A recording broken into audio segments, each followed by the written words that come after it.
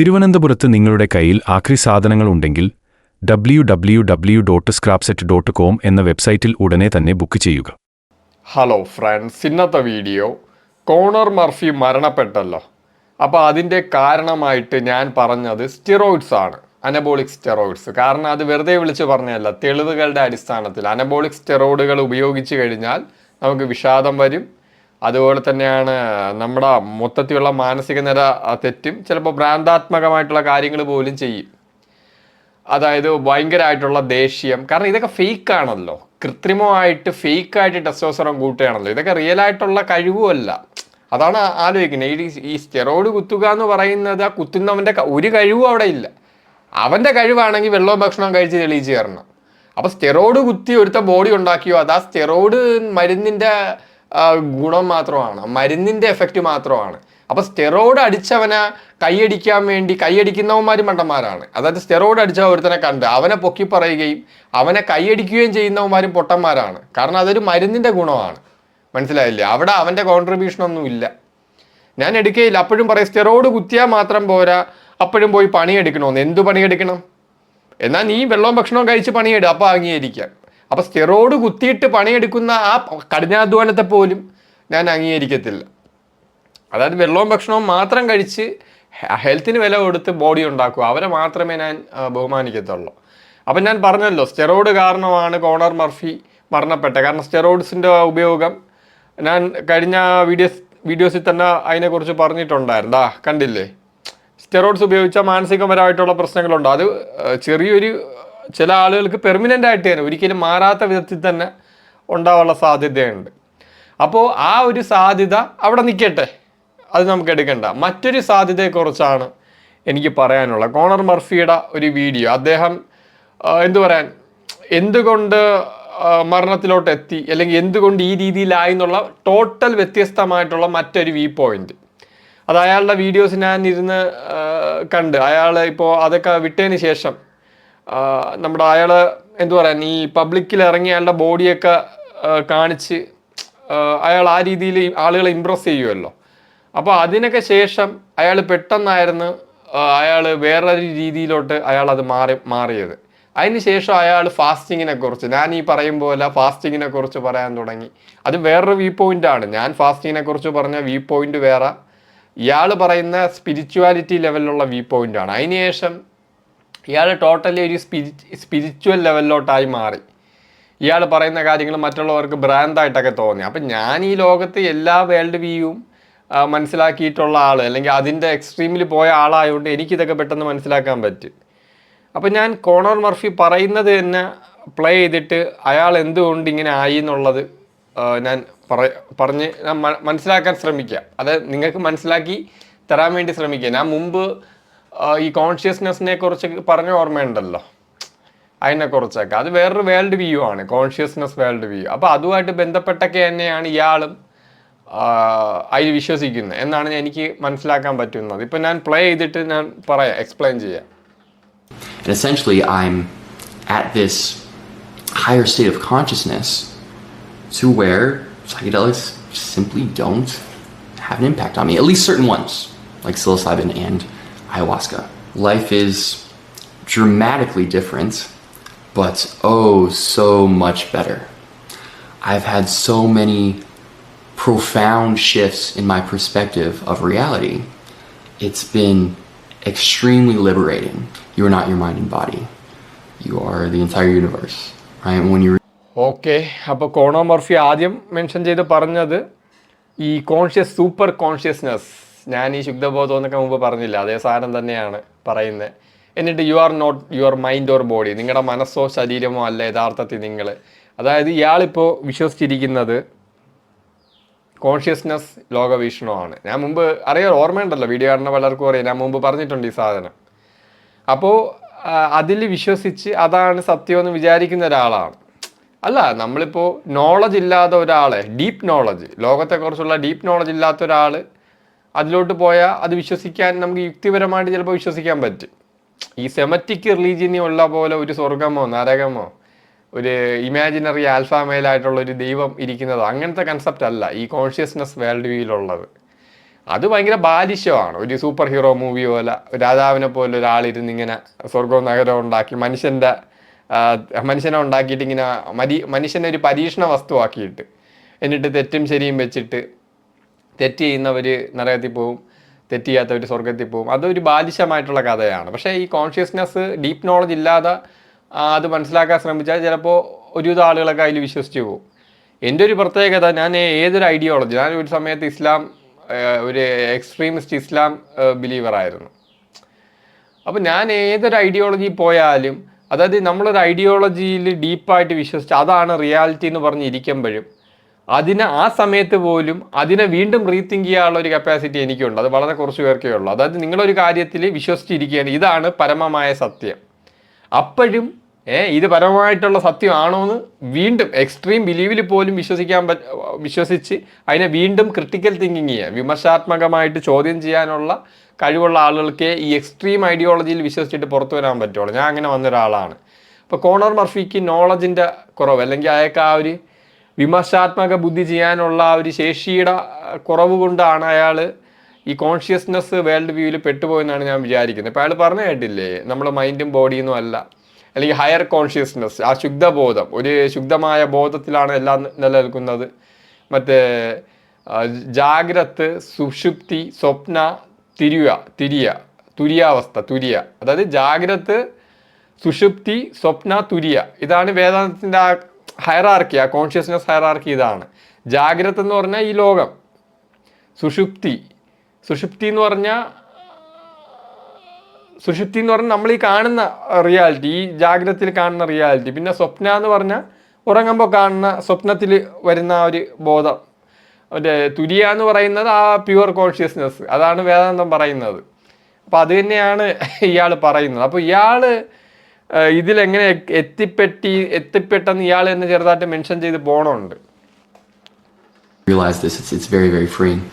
So I believe I'm actually relatively close to where I was. A lot of people probably disagree, but I mean, I don't really care. I work out now to stay healthy, right? But I am no longer identified with my physique, and that's something that the 40-day fast helped with as well, because it's pretty mandatory. I mean, I became a skeleton, so unless I wanted to really, really mentally suffer, I had to give up the attachment to my body, which has been a profound experience. You know, building a great physique, finding girls, getting money, getting success, none of it's going to make you happy. Okay? It's all fleeting. Okay, അപ്പോൾ corner Murphy പറയുന്നത്, നിങ്ങൾക്ക് കുറേ ഗേൾസിനെ കിട്ടി, കുറേ sex കിട്ടി, കുറേ പണം ഉണ്ടാക്കി, കുറേ ഫെയിം കിട്ടി, അല്ലെങ്കിൽ ഭയങ്കര ഒരു ബോഡി ഉണ്ടാക്കി, ഇതൊന്നും നിങ്ങൾക്ക് ഒരു പെർമനൻ്റ് ആയിട്ടുള്ള ഹാപ്പിനെസ് തരൂലെന്നാണ് അദ്ദേഹം പറയുന്നത്. അപ്പോൾ ഇതിനെ രണ്ട് ലോകവീക്ഷണത്തിൽ കാണണം. ഈ സാധാരണ ഒരു ആളുകളുടെ ലോകവീക്ഷണം എന്താണ്? സ്വസ്ഥമായിട്ട് സമാധാനമായിട്ട് ഇങ്ങനെ ഇരിക്കണം, വിഷമോ ദുഃഖമൊന്നും വരാതെ ഇരിക്കണം. അത് സാധാരണ ആൾക്കാരുടെ ഒരു ആഗ്രഹം, അവരാഗ്രഹിക്കുന്ന. അപ്പോൾ ഇത് തരുന്ന ലോകവീക്ഷണങ്ങൾ, വേൾഡ് വ്യൂസിലോട്ട് ആൾക്കാർ പോകാറുണ്ട്. പക്ഷേ ബയോളജിക്കൽ വേൾഡ് വ്യൂ നേരെ തിരിച്ചാണ്. ബയോളജിക്കൽ വേൾഡ് വ്യൂ വളരെ ബ്രൂട്ടലാണ്. ബയോളജിക്കൽ വേൾഡ് വ്യൂ, ഇപ്പോൾ എവല്യൂഷണറി ബയോളജി അനുസരിച്ച് അടുത്ത മികച്ച തലമുറകളെ സൃഷ്ടിക്കുക എന്നത് മാത്രമേ ഈ എവല്യൂഷണറി ബയോളജി അനുസരിച്ച് നമ്മുടെ ജീവൻ ആവശ്യമുള്ളൂ. ജീവൻ നിങ്ങൾ സന്തോഷിച്ചോ ദുഃഖിച്ചോ എന്ന് പറയണ്ട, അടുത്ത തലമുറ ഏറ്റവും മികച്ചതായിരിക്കണം. ഞാൻ പറഞ്ഞ ആ ജനിതകത്തിൻ്റെ സൈഡിൽ, അതാണ് ഈ എവല്യൂഷണറി ബയോളജിയുടെ വേൾഡ് വ്യൂ. പക്ഷെ സാധാരണപ്പെട്ട ആളുകൾ എപ്പോഴും സ്വസ്ഥവും സമാധാനവും ഉള്ള ഒരു ലോകം, ഒരു ജീവിതമാണ് ആഗ്രഹിക്കുന്നത്. അപ്പോൾ കോണർ മർഫിയെ പോലെ ഒരാൾ എന്തുകൊണ്ടാണ് ഇത്രയും ഫെയിം ആയിട്ടുള്ള, ഇത്രയും സുന്ദരനായിട്ടുള്ള, എത്ര ഭംഗിയാണ് അയാൾ, നല്ല ടോട്ടലി ഭയങ്കര സുന്ദരനായിട്ടുള്ള ഒരു യുവാവ്. അതുപോലെ അയാൾക്ക് അത്യാവശ്യം പണം ഉണ്ടായിരുന്നു, അയാൾക്ക് ഇഷ്ടം പോലെ ഗേൾസ് ഉണ്ട്, ഇഷ്ടം പോലെ സെക്സ് കിട്ടും. അപ്പോൾ ഇതെല്ലാം ഉണ്ടായിട്ടും അയാൾ ഇതിലൊക്കെ ഒരു കാര്യമില്ല, സന്തോഷമില്ല എന്നാണ് പറയുന്നത്. അത് ബയോളജിക്കൽ വേൾഡ് വ്യൂവിനെ കുറിച്ചുള്ള അറിവില്ലാത്തതുകൊണ്ടാണ്. കാരണം ബയോളജിക്കൽ വേൾഡ് വ്യൂവിൽ ഇപ്പോൾ കോണർ മർഫി ആവട്ടെ, അല്ലെങ്കിൽ അശോക ചക്രവർത്തി ആവട്ടെ, ആരായാലും ഈ വ്യക്തികളുടെ സുഖത്തിനോ സന്തോഷത്തിനോ ഒന്നും എവല്യൂഷണറി ബയോളജിയിൽ ജീവൻ പ്രാധാന്യം കൊടുക്കുക. ജീവൻ പ്രാധാന്യം കൊടുക്കുന്ന അടുത്ത മെച്ചപ്പെട്ട തലമുറ ഉണ്ടാക്കുക. അതിന് പറ്റിയില്ലെങ്കിൽ അവിടെ വേറെ സംസാരമൊന്നുമില്ല. നിങ്ങൾ സന്തോഷിക്കുന്നോ ഇല്ലേ എന്നുള്ളത് ജീവന് പ്രശ്നമില്ല. അപ്പോൾ ഈ വേൾഡ് വ്യൂ അറിയാത്ത ആളുകളാണ്, ഈ യാഥാർത്ഥ്യം അറിയാത്ത ആളുകളാണ് എപ്പോഴും ദുഃഖമില്ലാത്ത ഒരു ലോകം ജീവിതം ആഗ്രഹിച്ചുകൊണ്ടിരിക്കുന്നത്. യഥാർത്ഥ ജീവിതം സ്ട്രഗിളാണ് എല്ലാത്തിൻ്റെ മദർ എന്ന് പറയുന്നത്. എല്ലാത്തിൻ്റെ മാതാവ് സ്ട്രഗിളാണ് നേച്ചറിൽ. സ്ട്രഗിൾ ഇങ്ങനെ കൂടുമ്പോൾ ഏറ്റവും കൂടുതൽ സ്ട്രഗിളിനെ അതിജീവിക്കുന്നവർ അടുത്ത തലമുറ ഉണ്ടാക്കി ഇങ്ങനെ പോകണമെന്നൊക്കെയാണ് ഈ എവല്യൂഷണറി ബയോളജി പറയുന്നത്. അപ്പോൾ ആ ഒരു വേൾഡ് വ്യൂ, ആ ഒരു എവല്യൂഷണറി ബയോളജി റിയാലിറ്റി കോണർ മർഫിക്ക് മനസ്സിലാക്കാൻ പറ്റിയില്ല. അപ്പോൾ അദ്ദേഹം നോക്കിയപ്പോൾ ആ ഒരു വേൾഡ് വ്യൂ, ആ ഒരു യാഥാർത്ഥ്യം, ജീവിതത്തിൽ എപ്പോഴും സുഖമോ സന്തോഷമോ ഉള്ളതല്ല, ജീവിതം സ്ട്രഗിളാണെന്നുള്ള യാഥാർത്ഥ്യം മനസ്സിലാക്കാതെ ജീവിതത്തിൽ ആശ്വാസവും സുഖവും വേണം, അല്ലെങ്കിൽ താൽക്കാലികമായിട്ടുള്ള ഒരു സ്വസ്ഥതയും സമാധാനവും വേണമെന്ന് ആഗ്രഹിക്കുമ്പോഴാണ് നമുക്ക് മറ്റ് വേൾഡ് വ്യൂയിലോട്ട് പോവേണ്ടി വരുന്നത്. അപ്പോൾ ഇത്രയും ഗേൾസിനെ ആകർഷിക്കുന്ന, ഇത്രയും സുന്ദരനായ, വളരെ ഹെൽത്തി ആയിട്ടുള്ള, അത്യാവശ്യം പൈസ ഉണ്ടാക്കിയിട്ടുള്ള, അല്ലെങ്കിൽ ഒരു കുറവുമില്ലാതെ ജീവിക്കുന്ന ഒരു പൂർണ്ണമായ, അല്ലെങ്കിൽ ഈ ലോകത്തുള്ള മെജോറിറ്റി ആളുകളുടെ ഒരു സ്വപ്നതുല്യമായിട്ടുള്ള ഒരു ജീവിതം, സ്വപ്നതുല്യമായിട്ടുള്ള ഒരു രൂപമുള്ള ഒരാളാണ് കോണർ മർഫി. അയാൾ അവിടെ ഇരുന്ന് പറയുന്നത് ഇതിലൊന്നും ഒരു കാര്യമില്ല. ഇത് ഞാനും മുമ്പ് പറഞ്ഞിട്ടുണ്ട്, ഹണ്ടർ ഗാദർ ബുദ്ധിസം എന്നൊക്കെ പറഞ്ഞ്. അതായത് ഇയാൾ ഈ പോയ സാധനത്തിലൊക്കെ ഞാനും ഉണ്ടായിരുന്ന ആൾ തന്നെയാണ്. ഇയാളിപ്പോൾ എന്നെക്കാളും ഒക്കെ പ്രായം കുറച്ച് വയസ്സ് മൂത്തതാണ്, 2-3 വയസ്സിന് മൂത്ത ആളാണ്. അപ്പോൾ ഇയാളും എത്തിയിട്ടുണ്ട്, ചിന്തിച്ച് എത്തിയിട്ടുണ്ട്, നല്ല ചിന്താശേഷി ഉണ്ടെന്ന് എനിക്ക് മനസ്സിലായി. പക്ഷേ ഇതിന് പുറത്ത് കിടക്കാനുള്ള നോളജ് അയക്കില്ല, ക്രിട്ടിക്കൽ തിങ്കിങ് അയക്കില്ലായിരുന്നു. അതുകൊണ്ടാണ് ഇതിൽ തന്നെ നിന്നങ്ങ് അവസാനിച്ചു പോയത്. അപ്പോൾ ഇയാൾ ഇപ്പോൾ അശോക ചക്രവർത്തി അങ്ങനെയാണല്ലോ, ചക്രവർത്തിയായിട്ട് കലിംഗ യുദ്ധത്തിന് ശേഷം അശോകൻ ഭയങ്കര പ്രൈമി നിൽക്കുകയായിരുന്നല്ലോ. ആ സമയത്തല്ലേ ബുദ്ധമതം കയറി സ്വീകരിച്ചു കൊടുത്തത്. അപ്പോൾ ഈ ബയോളജിക്കൽ വേൾഡ് വ്യൂവിലെ റിയാലിറ്റിയിൽ നിന്ന് ഒളിച്ചോടി പോകാൻ വേണ്ടിയാണ് മറ്റ് വേൾഡ് വ്യൂ ഉപയോഗിക്കുന്നത്. ഇപ്പോൾ ഇയാൾ പറഞ്ഞ കോൺഷ്യസ്നെസ്, അതായത് ഈ ബോധം, എല്ലാം ബോധത്തിലാണ് നിലകൊള്ളുന്നത്. ബോധമാണ്, ഏത് ബോധം? ഈ ശുദ്ധബോധമാണ് റിയാലിറ്റി. തുര്യാവസ്ഥ എന്നാണ് വേദാന്തത്തിൽ പറയുന്നത്. അപ്പോൾ ഈ തുര്യയാണ് റിയാലിറ്റി. അപ്പോൾ ബാക്കിയെല്ലാം അതിലാണ് നിലകൊള്ളുന്നത്. അതുകൊണ്ടാണ് കോണർ മർഫി പറഞ്ഞത് മൈൻഡും ബോഡിയൊക്കെ ഞാനല്ല, യഥാർത്ഥ ഞാൻ മറ്റേതാണെന്നൊക്കെ പറയുന്നതാണ്. എല്ലാം ബോധത്തിലാണെന്നുള്ള വിശ്വാസമാണ്. അപ്പോൾ കോൺഷ്യസ്നെസ് ബ്രെയിനാണ് ഉൽപ്പാദിപ്പിക്കുന്നതെന്ന് ശാസ്ത്രം കണ്ടെത്തിയിട്ടുണ്ടെന്ന് ചോദിച്ചാൽ ഓപ്പണായിട്ട് പറയുകയാണെങ്കിൽ കണ്ടെത്തിയിട്ടില്ല. അത് ബ്രെയിനാണ് ബോധത്തെ ഉൽപ്പാദിപ്പിക്കുന്നത്. അതെങ്ങനെയാണെന്ന് മനസ്സിലാവുന്നില്ല. ഇപ്പോൾ ന്യൂറോൺസ് നമ്മളിപ്പോൾ അത് കണ്ടുപിടിക്കാൻ ശ്രമിച്ചാൽ ന്യൂറോൺസ് ഫയർ ചെയ്യുന്നത് നമുക്ക് കാണാൻ പറ്റും, രാസപ്രവർത്തനങ്ങൾ തലച്ചോറിൽ നടക്കുന്ന കാണാൻ പറ്റും. പക്ഷേ ആ ന്യൂറോൺസ് ഫയർ ചെയ്യുന്നതും ഈ തലച്ചോറിൽ നടക്കുന്ന രാസപ്രവർത്തനവും എങ്ങനെയാണ് ഒരു ആത്മീയാനുഭവം, ഒരു ഉന്മാനുഭവം എങ്ങനെയാണ് അത് ഉണ്ടാക്കണതെന്ന് ശാസ്ത്രം ഇന്നും കണ്ടെത്തിയിട്ടില്ല. അപ്പോൾ ശാസ്ത്രം പറയുന്നത് ബ്രെയിൻ തന്നെയാണ് ഉൽപ്പാദിപ്പിക്കുന്നതെന്ന് ഇങ്ങനെ ഒരു അനുമാനം പറയുന്നു. ഇപ്പോൾ പുതിയതായിട്ട് നേരെ തിരിച്ചു പോകണമുണ്ട്. അതായത് പണ്ട് സൂഡോ സയൻസ് ആയിട്ടാണ് ഈ ബ്രെയിനിന് പുറത്തുള്ള ഒരു കോൺഷ്യസ്നെസ്സിനെ കുറിച്ചുള്ളത്. പക്ഷേ ഇപ്പോൾ അതിലോട്ട് വരുന്നുണ്ട്. അതിനെക്കുറിച്ച് തന്നെ മുമ്പ് കുറച്ച് വീഡിയോസൊക്കെ ചെയ്തത്. ബോധത്തിലാണ് ബ്രെയിൻ ഉള്ളത്, അല്ല തലച്ചോറ് ഉൽപ്പാദിപ്പിക്കുന്ന ഒന്നല്ല കോൺഷ്യസ്നെസ്, എല്ലാം ബോധത്തിലാണെന്നൊക്കെയുള്ള ഒരു രീതിയിലോട്ട് ശാസ്ത്രം ഇപ്പോൾ കുറച്ചുകൂടെ പണ്ട് തള്ളിക്കളഞ്ഞ കാര്യത്തിലോട്ട് ഇപ്പോൾ വീണ്ടും വരുന്നുണ്ട്. കാരണം എത്ര ശ്രമിച്ചിട്ടും ബ്രെയിൻ എങ്ങനെയാണ് ഒരു ആത്മീയ അനുഭവം, ന്യൂറോൺസ് ഫയർ ചെയ്യുന്നതും തലച്ചോറ് നടക്കുന്ന രാസപ്രവർത്തനവും എങ്ങനെയാണ് ഒരു ആത്മീയാനുഭവം, ഒരു ഉന്മാനുഭവം സൃഷ്ടിക്കുന്നതെന്ന് മനസ്സിലാക്കാൻ പറ്റിയിട്ടില്ല. അപ്പോൾ അതാണ്. അപ്പോൾ ഇങ്ങനെയൊക്കെയുള്ള ശാസ്ത്രത്തിൻ്റെതായിട്ടുള്ള വശങ്ങൾ ഉള്ളതുകൊണ്ട് തന്നെ ഒരുവിധം നോളജ് ഇല്ലാത്ത, ചിന്താശേഷി കുറച്ച് കുറവുള്ള ആളുകൾ, അല്ലെങ്കിൽ എക്സ്ട്രീം ചിന്താശേഷി ഇല്ലാത്ത ആളുകളൊക്കെ അകപ്പെട്ടു പോകാറുണ്ട്. ഈ വേദാന്തത്തിൻ്റെ ഈ കോൺഷ്യസ്നസ് വേൾഡ് വ്യൂവിൽ അകപ്പെട്ടു പോകാറുണ്ട്. അപ്പം അങ്ങനെ അകപ്പെട്ടു പോയൊരു യുവാവാണ് കോണർ മർഫി. അപ്പോൾ ഇയാൾ ഇങ്ങനെ ചിന്തിച്ച് കാണും. അതായത് നമ്മൾ പൈസ ഉണ്ടാക്കുന്നു, അതുപോലെ തന്നെയാണ് നല്ല ബോഡി ഉണ്ടാക്കുന്നു, പൈസ ഉണ്ടാക്കുന്നു, അതുപോലെ തന്നെ ഫെയിം കിട്ടുന്നു. അപ്പോൾ ഇതൊക്കെ ചെയ്തിട്ടും ഇയാൾക്ക് എന്താ പറയുക, പെർമനൻ്റ് ആയിട്ടുള്ള സന്തോഷം കിട്ടുന്നില്ല. അപ്പോൾ ഈ പെർമനൻ്റ് ആയിട്ടുള്ള സന്തോഷം എന്നുള്ളത് ലോകത്തില്ല എന്നുള്ള അൾട്ടിമേറ്റ് റിയാലിറ്റിയാണ് ആദ്യം നിങ്ങൾ മനസ്സിലാക്കേണ്ടത്. അത് കോണർ മർഫി അല്ല, ആരായാലും.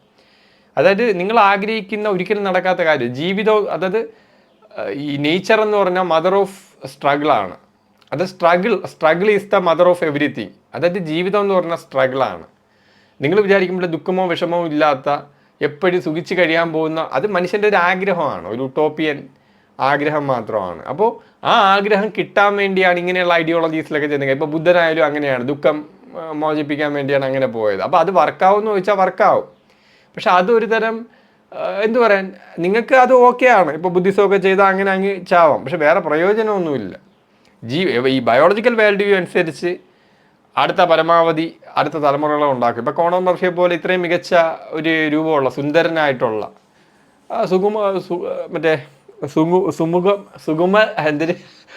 സുന്ദരനായിട്ടുള്ള ഒരു യുവാവ്, വാക്ക് കിട്ടുന്നില്ല. അപ്പോൾ ഇങ്ങനെ ഒരു യുവാവ് എന്താണ് ചെയ്യേണ്ടത്? ബയോളജിക്കലി ഇയാൾ പരമാവധി കുട്ടികളെ ഉണ്ടാക്കുകയാണ് ചെയ്യേണ്ടത്.